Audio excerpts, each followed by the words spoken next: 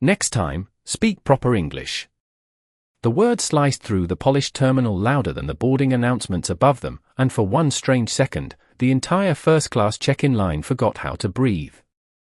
Hartsfield-Jackson Airport moved the way America always moves on a Monday morning: fast shoes, rolling luggage, tired coffee, expensive impatience, people chasing gates and schedules like time itself owed them something. Screens flashed departures to New York, Chicago, Dallas, Los Angeles. Wheels clicked across tile. Phones buzzed. Somewhere a child cried. Somewhere a businessman laughed too hard into a headset. And in the middle of all that motion stood Danielle Brooks, perfectly still. She wore a navy coat cut clean at the shoulders, low heels built for walking, and carried one black carry-on that looked too modest for the private lane she stood in. No diamonds. No designer label screaming for attention. No entourage. Just posture. Just calm. Just the kind of presence some people mistake for weakness because it doesn't beg to be noticed. Tyler Grant noticed her the second she stepped into his lane. He was 28, sharp haircut, bright airport badge, smile polished for customers he considered important. But that smile had limits. It widened for some travelers and hardened for others. Danielle placed her ID and membership card on the counter. "Good morning," she said warmly, her southern cadence soft and measured, every word deliberate. Tyler glanced at the card, then back at her face. "I'm sorry," he said, though he sounded anything but sorry. "Can you repeat that?" Danielle did. He leaned closer, exaggerated confusion on his face. Still not getting it. Two people behind her smirked. Tyler tapped the keyboard without typing. "Maybe slower this time." Danielle repeated her name again, patient as sunrise. Tyler chuckled and shook his head. "Your voice funny. You sure you're in the right line?" A few scattered laughs slipped through the queue, quick and nervous, the kind people give when cruelty is packaged like a joke. Danielle did not flinch. She simply watched him the way a judge watches someone lie under oath. The terminal lights reflected in the marble counter between them. "I have a 9:30 flight," she said. "I'd appreciate your help." Tyler leaned back in his chair. "And I'd appreciate understanding whatever accent that is." More laughter now. Someone looked away. Someone pretended to scroll. Someone decided silence was safer than decency. Airports are strange places. They show you who people are when they think they'll never see you again. Danielle slid her passport closer. Tyler didn't touch it. "Membership card looks inactive," he said casually. "Could be fake." "Happens all the time." It wasn't fake. He knew it. She knew it. But power often hides in tiny delays, in little humiliations dressed as policy. Danielle glanced up at the departure board, then at the clock mounted above security. 8:47 a.m. She nodded once, almost to herself. "Would you like a supervisor?" she asked. Tyler smiled wider. "I am handling it," he said in the way some people say nuisance. Danielle reached into her bag, removed a silver pen and a leather notebook, and wrote a single line. Her handwriting was elegant, unhurried. Then she opened her phone and sent one message. Tyler watched her. "Texting someone to complain?" he asked. Danielle looked up with the gentlest smile he would later replay in his head for months. "No," she said. "Just informing people what kind of morning they're having." Tyler rolled his eyes and pushed her documents aside. "Step out of the lane until I verify everything." She moved one step to the side without protest. No anger. No raised voice.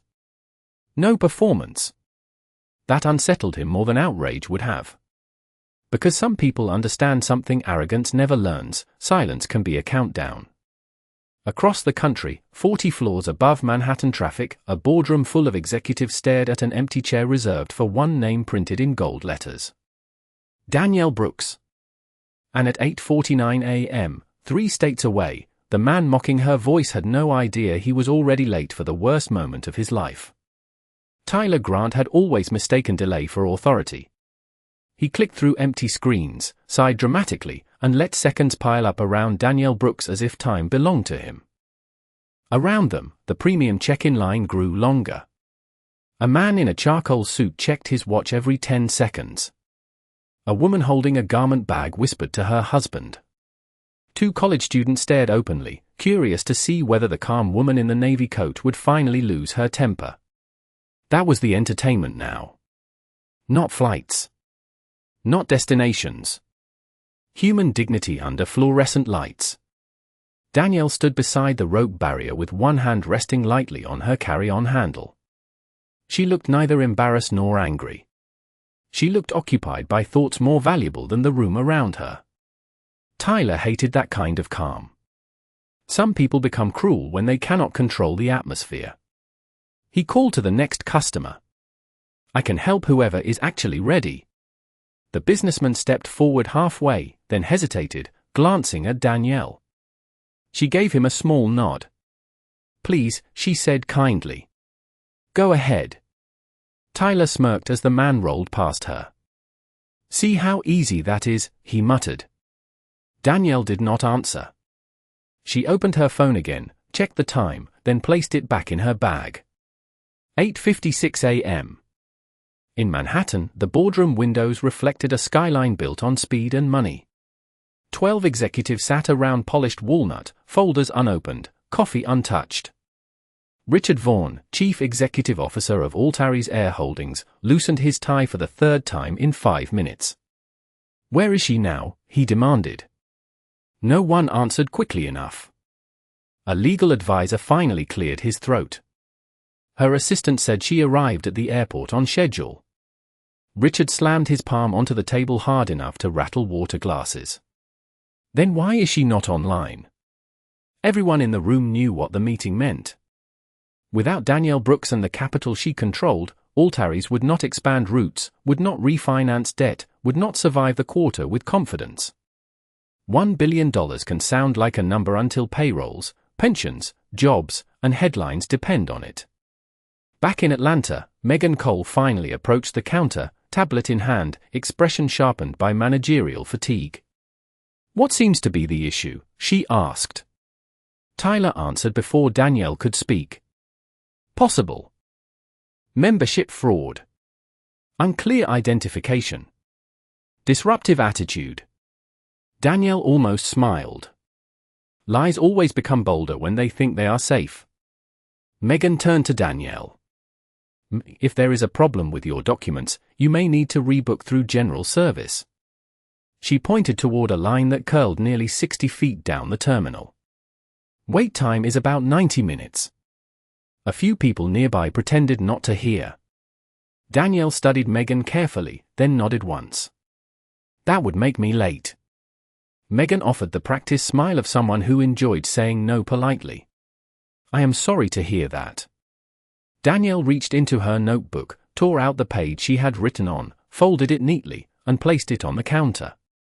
"Please give this to whoever runs customer experience for your company," she said. Tyler laughed. "I think they are busy with more important things." Danielle met his eyes for the first time since the insult. There was no anger there. Only certainty. "They will make time," she said. At 9:02 a.m., every executive in Manhattan jolted when the conference room doors opened and Marcus Reed walked in carrying a laptop and 3 ringing phones. His face was pale. "We have a problem," he said. Richard stood immediately. "Is she cancelling?" Marcus swallowed. "Not yet. But Ms. Brooks has encountered something at your Atlanta terminal." The room went silent in the expensive way only terrified people can afford. Meanwhile, Tyler slid Danielle's passport farther away from her and called the next guest forward. He still believed he was managing a line. He did not know he was managing the collapse of a company. At 9:07 a.m., the mood inside the premium terminal began to shift in ways Tyler Grant could not yet understand. It started with phones.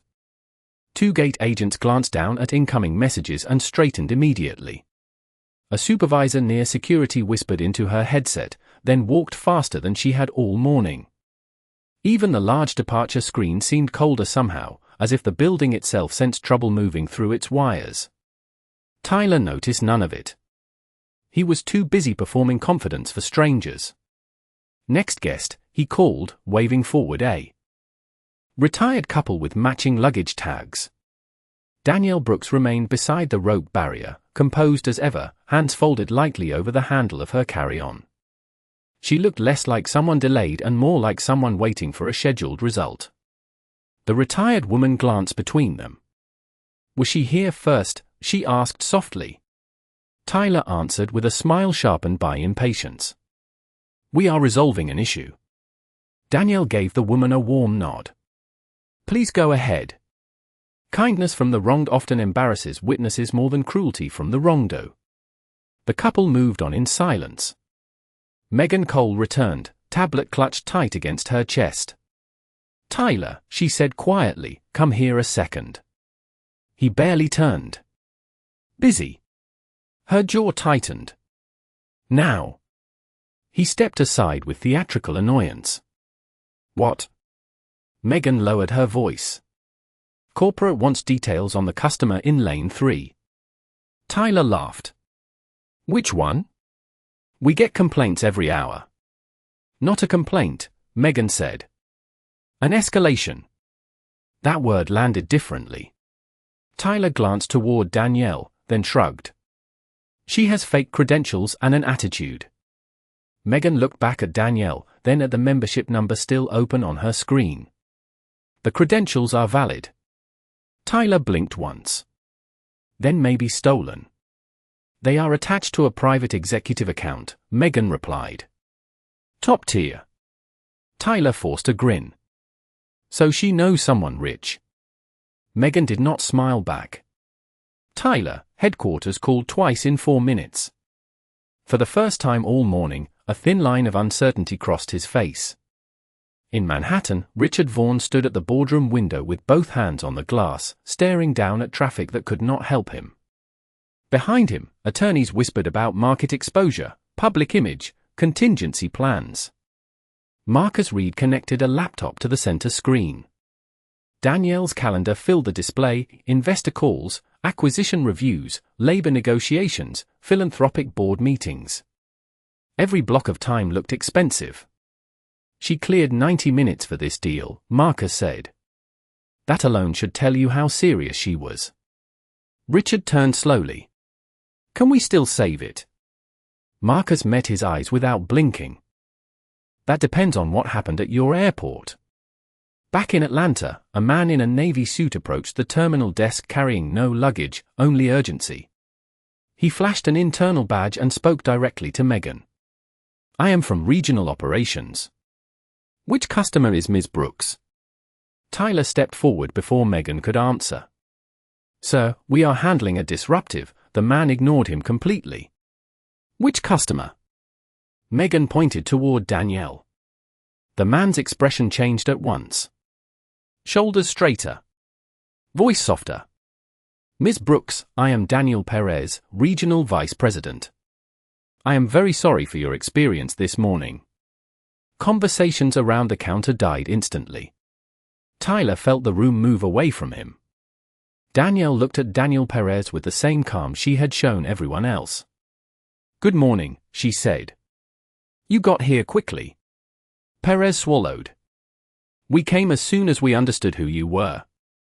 Tyler stared at Danielle as if seeing her for the first time. Not the coat. Not the suitcase. Not the accent. The gravity. Megan's hands trembled around her tablet.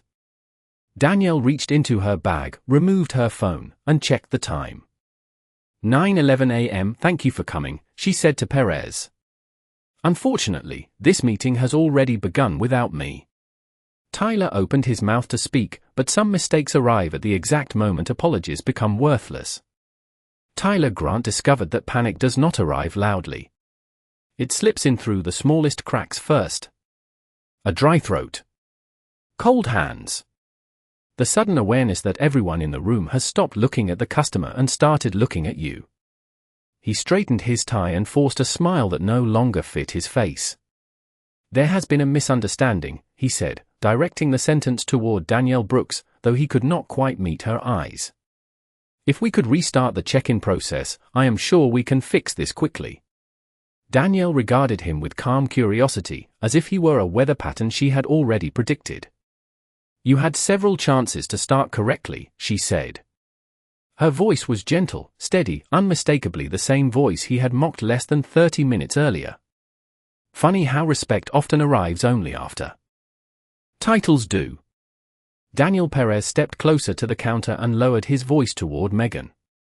"Corporate is on speaker in conference room B. Now." Megan nodded so quickly it looked painful. She turned to Tyler. "Come with me." Tyler did not move. "I need to stay at my station." "No," Perez said. "You really do not."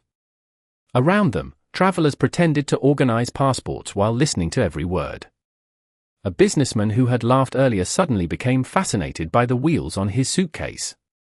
The retired couple stared straight ahead with the practiced silence of people who had seen this kind of thing before.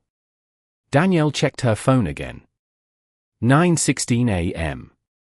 In Manhattan, Richard Vaughn sat at the head of the boardroom table while 3 legal advisors spoke at once. Stock sensitivity.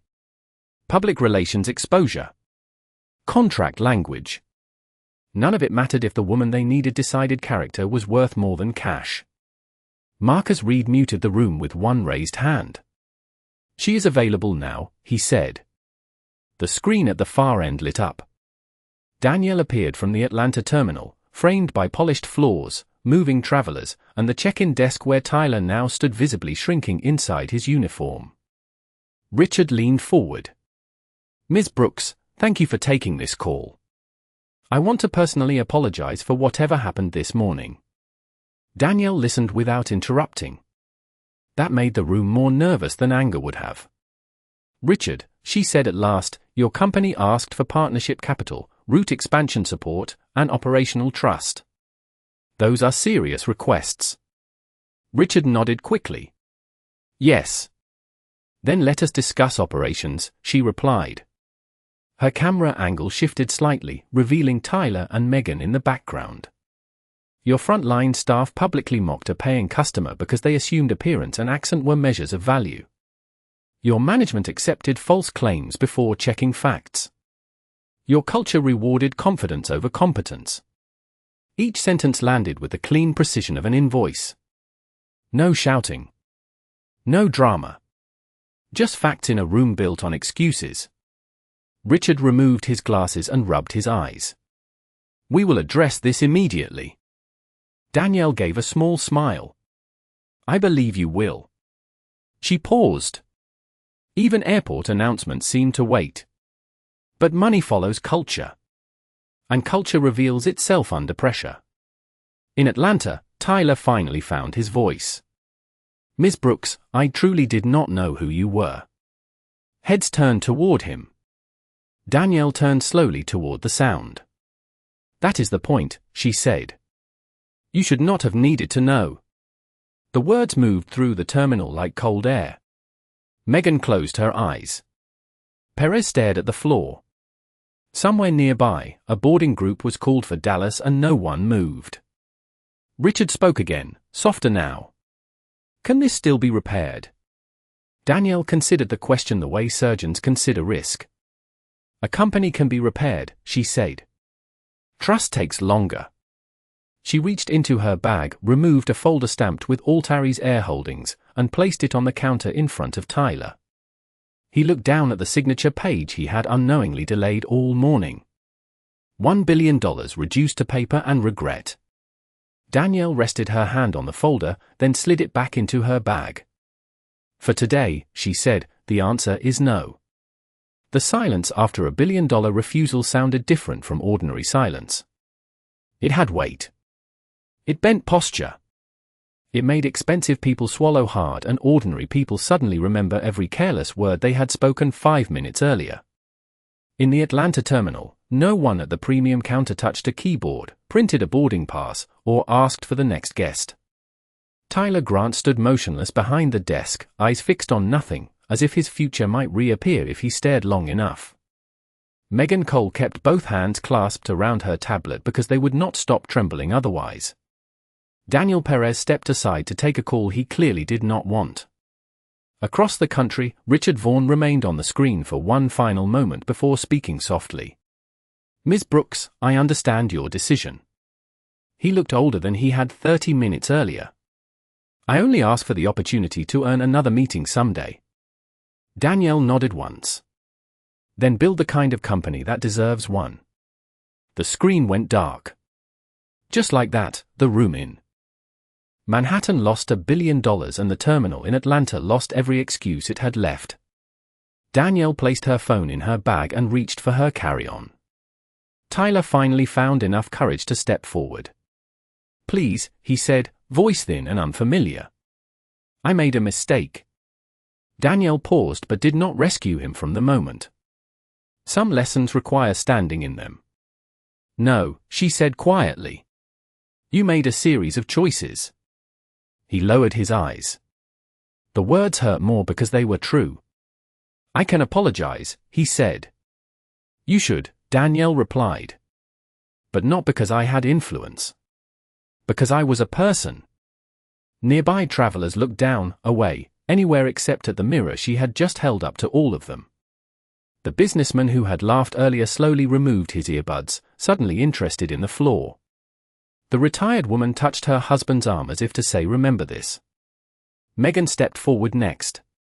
"Ms. Brooks, I should have verified the facts before backing my employee." Danielle gave her a measured glance. Leadership begins the moment someone brings you a smaller version of power. That was your moment. Megan nodded with tears she fought hard to hide. Daniel Perez returned, face pale but controlled. "Tyler Grant, Megan Cole, corporate has placed both of you on immediate administrative leave pending review." Tyler closed his eyes. Megan exhaled sharply. No one argued. Sometimes consequences feel less like punishment and more like recognition finally catching up. Danielle adjusted the strap on her coat and looked toward the departure board. Flights to Chicago, Denver, Miami, Seattle. Lives continuing without permission. "Will you still be traveling today?" Perez asked carefully. She smiled for the first time all morning, warm and almost amused. "Yes," she said. "I have another meeting in Dallas. With a company that greeted me properly." Even Perez nearly laughed, though he knew better than to mistake kindness for softness. He signaled to another agent, an older woman named Linda Torres, who approached with calm professionalism and no performance at all. "Good morning, Ms. Brooks," Linda said. "I would be honored to assist you." Danielle handed over her passport. "Thank you." Within 2 minutes, her boarding pass was printed, luggage tagged, seat upgraded without discussion, and coffee offered with genuine courtesy. Efficiency looks beautiful when respect is included. As Danielle prepared to leave, Tyler spoke one last time. "Why did you stay calm?" She turned back, considering him not as an enemy but as a man standing at the edge of a truth. "Because anger would have entertained you," she said. "Patience educated you." Then she walked toward security, heel steady against the polished floor, carry-on rolling behind her like punctuation. People moved aside without being asked. Some from recognition, some from shame, some because dignity has a gravity of its own.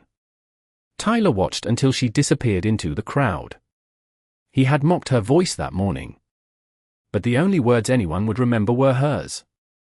By noon, the story had traveled farther than Danielle Brooks ever did that morning. Airports have cameras, companies have chat threads, and people who stay silent in public often become brave in private. Someone had clipped the terminal footage. Not the full exchange, just enough to show a customer standing calmly while an employee laughed at her voice, delayed her documents, and changed expression the moment executives rushed in. By lunch, it was moving through phones in break rooms, offices, ride shares, and kitchen tables across 3 states. No names were needed. Everyone recognized the type of moment.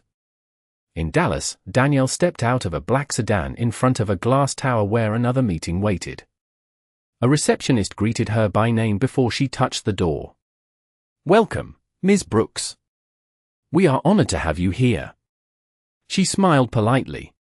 Respect should never feel luxurious, yet somehow it often does. Upstairs, the executives of Horizon Transit Partners stood as she entered. Their chief executive, Elena Foster, shook Danielle's hand with both of hers. "We heard you had a difficult morning," she said. Danielle placed her folder on the table. "I had an educational one." Laughter moved warmly around the room, the healthy kind that does not require someone else's humiliation. Back in Atlanta, Tyler Grant sat alone in a small human resources office that smelled faintly of printer toner and anxiety. His badge rested on the desk beside a paper cup of untouched water. Across from him sat two corporate investigators and a woman from compliance taking notes with clinical speed. "Did you question the validity of the customer's account before verifying it?" one investigator asked. "Yes," Tyler answered. "Did you comment on her voice?" He swallowed. "Yes." "Why?" There are questions that expose more than actions. Tyler searched for a clever answer, then for a safe answer, then for any answer at all. None came. "I do not know," he said finally. The woman from compliance looked up for the first time. "You knew enough to say it." In another room, Megan Cole faced her own interview. "Why did you accept your employee's version without checking facts?" She stared at the table type. "Because he sounded certain." "And the customer?" She sounded calm. The investigator nodded once. Interesting what people confuse with credibility. In Manhattan, Altaris Air Holdings issued a carefully worded internal memo about service culture, immediate reviews, and commitment to respect. Investors read between every line. Markets often do. Richard Vaughan stood alone after sending it, staring at the city below. $1 billion gone, yes. But what unsettled him more was how cheaply the loss had begun. Not in strategy. Not in fuel costs. Not in regulation. In a sentence spoken at a counter by a man who thought courtesy was optional. That afternoon, Danielle concluded her Dallas meeting 40 minutes early. Horizon Transit did not just offer capital opportunities. They offered competence. Contracts were signed. Partnerships expanded. Futures shifted toward people who understood something simple: the front door is part of the business. As she rode down the elevator, Marcus Reed called. "News update," he said. Altaris stock dropped 6% after rumors of the failed deal. Danielle stepped into the lobby and smiled faintly. "Rumors travel fast." "There is more," Marcus said. "Several companies reached out asking if you are available next week." Outside, Texas sunlight poured across the sidewalk. "Schedule them," she replied. She ended the call and paused beside the curb as city traffic moved in warm waves around her. Across the country, Tyler was cleaning out a locker with trembling hands. Across another city, Richard Vaughan was explaining preventable damage to a board of directors. Across countless screens, strangers debated what happened and why it mattered. Danielle simply adjusted her coat and walked forward. Some people spend all day trying to be heard. Others speak once, and entire systems rearrange themselves. 3 days later, the airport looked exactly the same. Bright floors. Rolling bags. Coffee lines. Departure boards blinking promises across the country. That is the strange thing about public places. They can witness a turning point on Monday and still look ordinary by Thursday. Danielle Brooks returned just after 7 a.m., carrying the same black suitcase and wearing the same calm that had unsettled so many people before. She had another flight to New York, another schedule packed with numbers large enough to move headlines, another week no one else could afford to waste. Yet she arrived early for one reason that had nothing to do with travel. She wanted to see whether anything had actually changed. At the premium check-in area, the old arrogance was gone. The ropes were straighter. Counters cleaner. Smiles less polished and more human. A sign beside the desk now read, "Every guest deserves respect." Corporate language often arrives late, but sometimes it arrives useful. Linda Torres stood behind the counter and recognized Danielle instantly. "Good morning, Ms. Brooks," she said warmly. "Welcome back." Danielle smiled. "Good morning, Linda." Linda lowered her voice.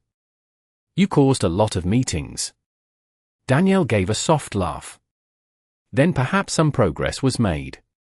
Linda glanced around before speaking again. "Mandatory retraining. New accountability policy. Supervisors now verify before assuming. Anonymous reporting line.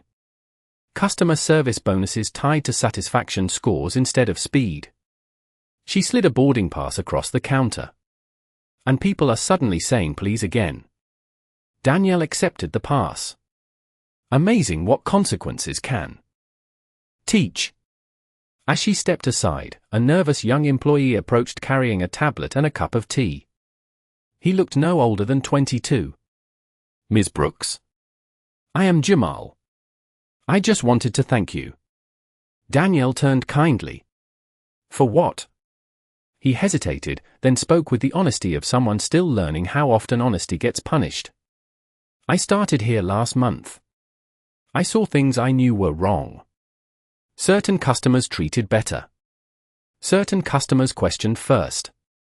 Employees copying each other because they thought that was normal." He swallowed. "After what happened, people started speaking up." Danielle accepted the tea. "That means they were ready. They only needed a reason." Jamal nodded, eyes bright with relief. "I also wanted to say your video helped my mother.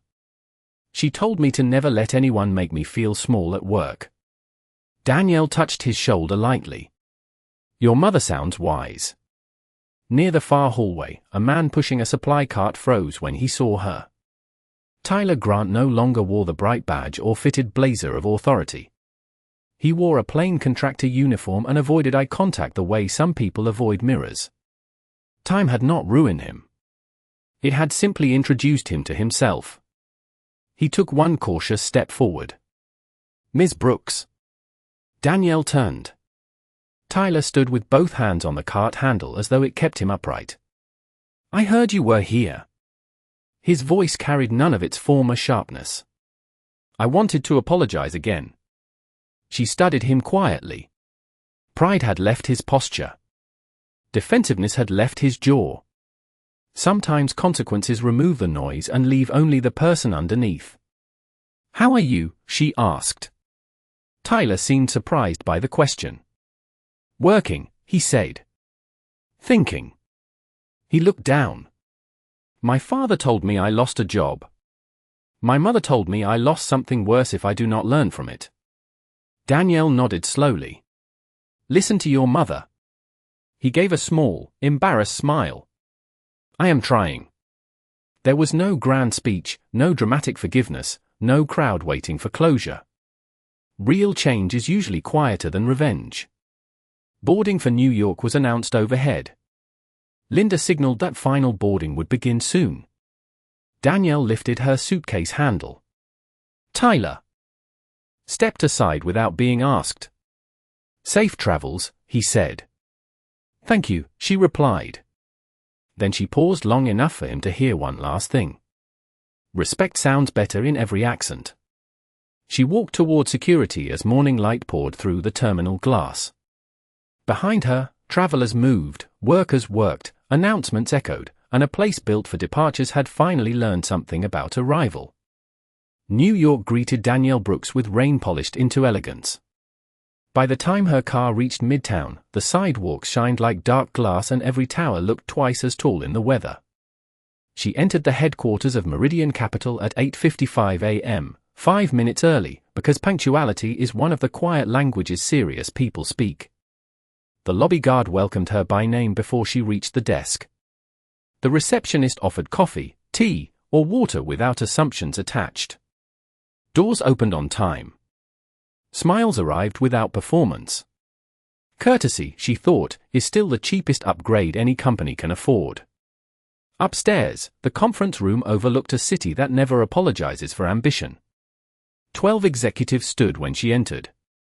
Charts waited on screens. Contracts rested in neat folders. Elena Foster from Horizon Transit joined by video. Marcus Reed sat 2 seats to Danielle's right, already prepared with notes and numbers. The meeting began exactly as it should have, organized, respectful, efficient. No one commented on her coat, her voice, her hair, or whether she looked like money. They discussed freight corridors, regional airports, labor partnerships, long-term returns, and infrastructure growth across the South and Midwest. For 90 focus minutes, competence replaced theater. It was refreshing enough to feel rare. During a short break, Marcus leaned closer and slid his phone across the table. You may want to see this. On the screen was a news headline: Altaris Air CEO announces company-wide culture reset after failed investment talks. Danielle read the first paragraph, then handed the phone back. Good, she said. Embarrassment is wasted if it teaches nothing. Marcus smiled. There is more. They are asking if you would consult on reform. Danielle lifted an eyebrow. They had free advice at the check-in counter. The room reconvened. By noon, Meridian and Horizon had agreed to a joint venture larger than the deal she walked away from days earlier. Different names. Better people. More upside. As signatures dried, Elena Foster raised a glass of sparkling water. To standards, she said. Danielle tapped her glass lightly. To the people who keep them. Across the country, Altaris Air headquarters was hosting a mandatory all-hands meeting streamed to every terminal and office. Richard Vaughan stood before employees who had never seen him look uncertain. Behind him, giant screens displayed new service commitments, revised complaint systems, bias prevention training, and leadership accountability metrics. But the room paid closest attention when he departed from script. We did not lose an opportunity because of one customer, he said. We lost it because we forgot every customer is the opportunity. In Atlanta, Linda Torres watched the broadcast beside Jamal and dozens of frontline workers. Some nodded. Some folded arms skeptically. Trust returned slower than policy memos. Tyler Grant watched from a break room in the contractor building where he now worked nights. He listened without speaking.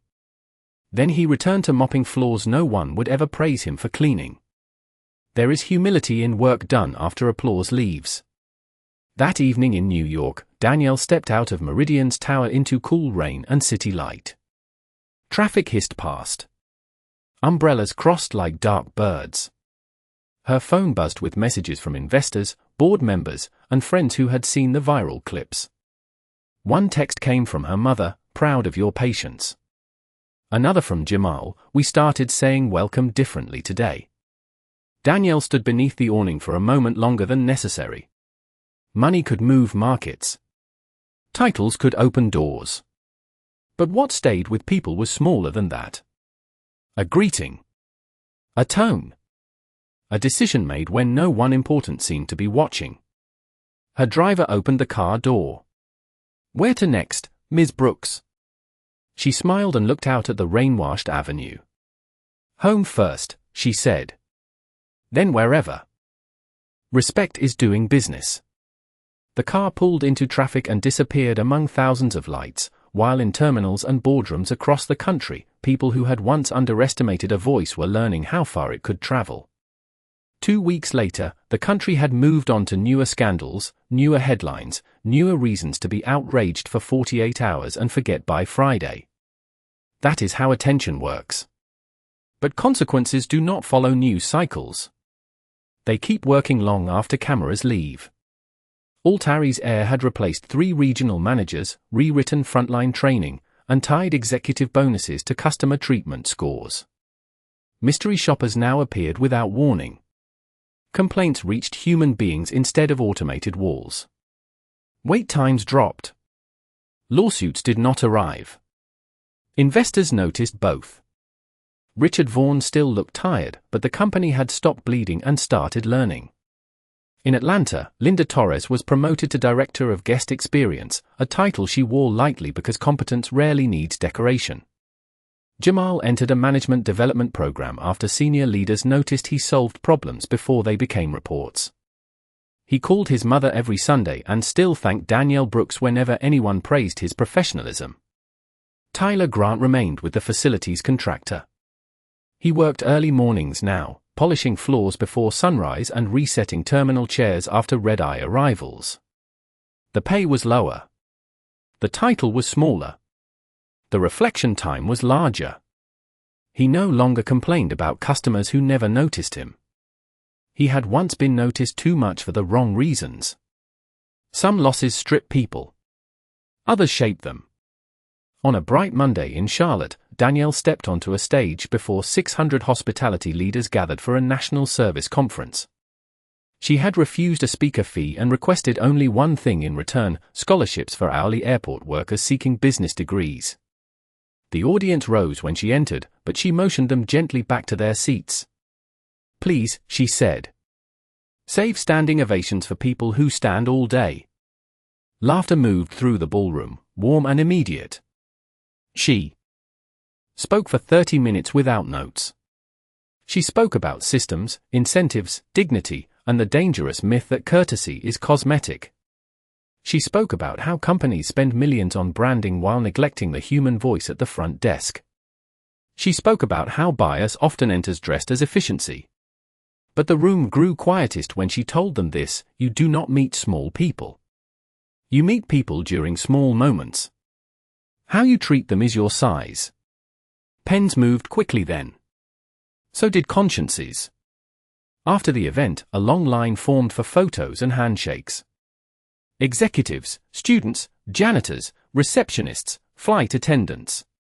Danielle gave each person the same attention because equality is easiest to preach and hardest to practice. Near the end of the line stood a man in a plain grey suit holding a folded conference badge. Tyler Grant. He looked older, steadier, less interested in impressing anyone. "I almost left twice," he admitted when he reached her. "I did not know if I belonged here." Danielle smiled kindly. "That feeling can be educational." He nodded, accepting the truth without resentment. "I wanted to tell you something. Since that day, I have apologized to my mother, my sister, 2 former co-workers, and myself." He took a breath. "I am studying at night now. Community college. Management courses." Danielle's expression softened. "Good." Tyler glanced around the ballroom. "Do you think people can really change?" She considered him for a moment. "People change every day," she said. "The question is whether they change on purpose." He laughed quietly, the sound of a man no longer amused by cruelty. "Thank you," he said, "for not destroying me when you could have." Danielle shook her head. "I did not need to destroy you. Reality handled that."